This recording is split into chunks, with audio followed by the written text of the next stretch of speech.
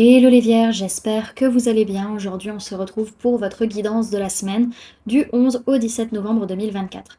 Bien entendu, ça reste une guidance générale, donc ne prenez que si ça résonne en vous, que si ça vous parle, c'est très important.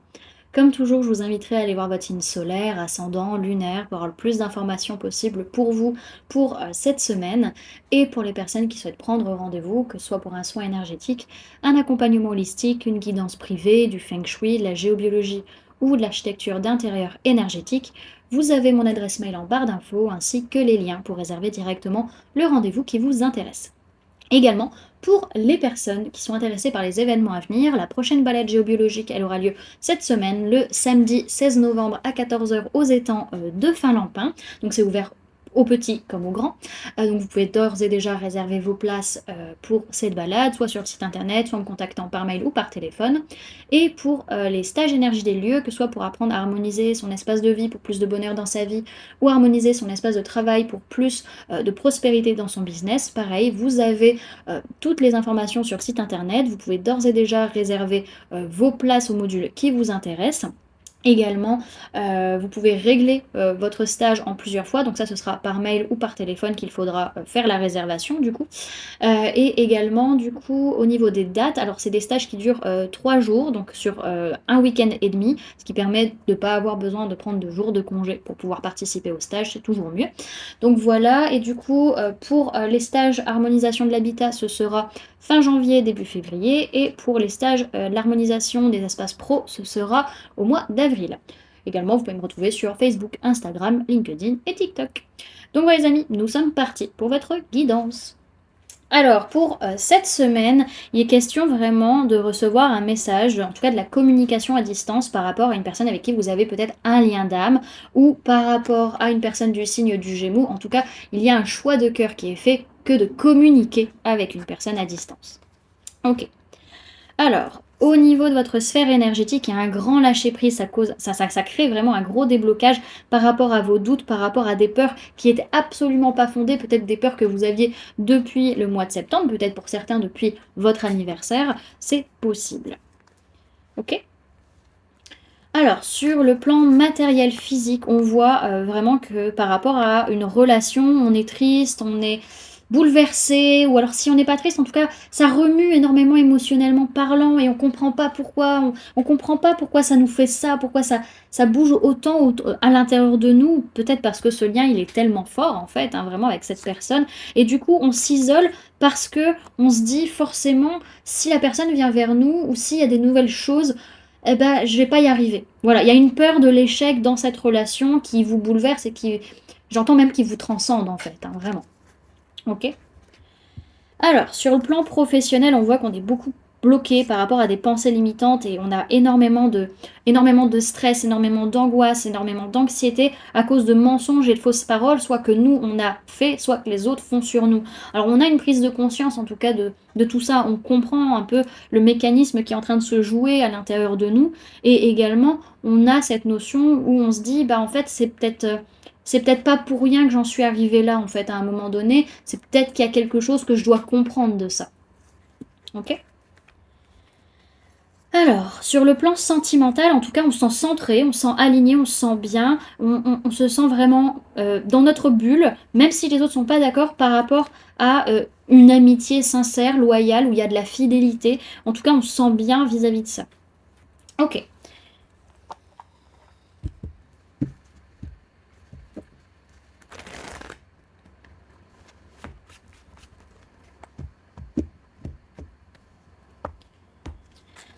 Alors, Vierge du 11 au 17 novembre 2024, s'il vous plaît, mes guides.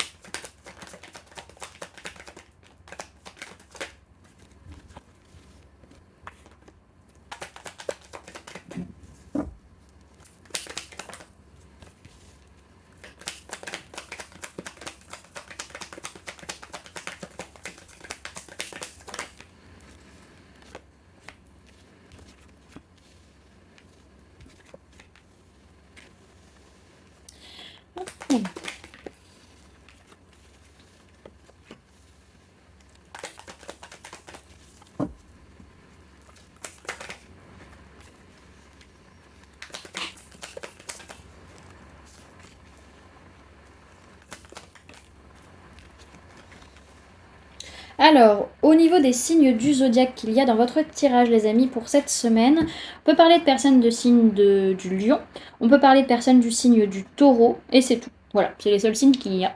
Alors, c'est une semaine où vous sentez bien mentalement, où vraiment vous sentez aligné, vos pensées elles sont stables. Vous pouvez prendre le temps de vous reposer, de réfléchir, de vous poser des questions par rapport à une certaine stabilité matérielle, financière, par rapport à ce que vous avez construit, que vous n'avez pas forcément envie de perdre. En tout cas, vous vous sentez bien émotionnellement parlant, peut-être vis-à-vis, peut-être d'un conflit vis-à-vis d'une personne de signe de feu, bélier, lion, sagittaire. Pour d'autres, c'est que vous sentez bien émotionnellement parce que vous avez fait preuve de force et de courage en changeant votre façon de communiquer ou votre façon de penser. Hein. On peut voir que c'est lié à des disputes, des prises de tête, des choses qui ont été dites ou entendues qui ont fait mal, blessures de trahison ou d'injustice qui étaient sous-jacentes. Donc on a quand même une prise de conscience, une révélation qui est très forte par rapport à nos peurs, par rapport à nos angoisses quand même. Alors, ce qu'on voit, c'est que il peut y avoir une personne que vous connaissez depuis très longtemps, que vous retrouvez, vous vous sentez super bien émotionnellement par rapport à ça, même si votre cœur est fermé et que vous savez pas trop comment faire, en tout cas peut-être vis-à-vis de cette personne du signe du taureau. En tout cas, vous sentez que vous êtes en train de vous élever, que vous êtes en train de changer, vous êtes en train de grandir, même s'il y a encore des conflits, de la colère, vous sentez que vous avez besoin encore de changer votre façon d'être ou votre façon d'agir, mais vous en faites pas, vous êtes en chemin, pas besoin de tout changer d'un seul coup, vous y allez petit à petit. Donc on a quand même cette notion-là de grosse perturbation émotionnelle. Ça vous bouscule énormément quand même.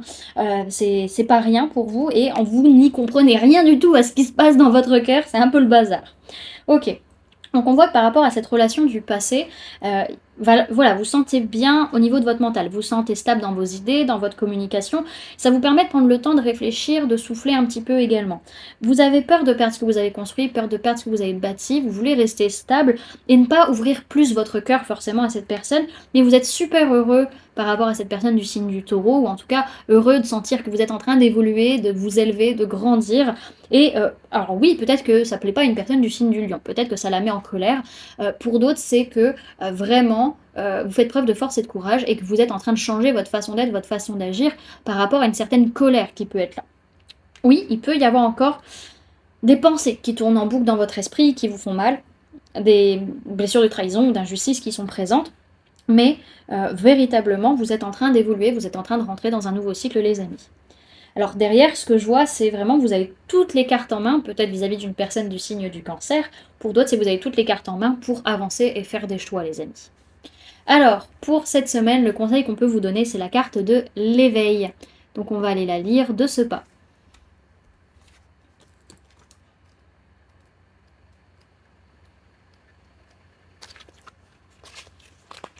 Alors, on vous parle de renaissance, d'éclosion et d'émerveillement.